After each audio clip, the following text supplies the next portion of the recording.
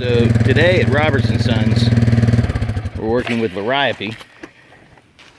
We're potting these up. One of my favorite plants actually is a variegated liriope.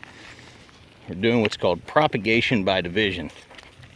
It's a pretty barbaric practice, but what you'll see is we're just taking the last 250 1-gallons that I try not to ever sell, and I'll always take these, cut them into 4 to 6 pieces, and actually use those pieces to grow new plants. It's called propagation by division.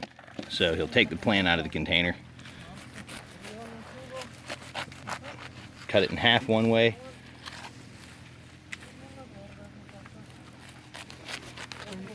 cut it in half the other way, and then what we end up with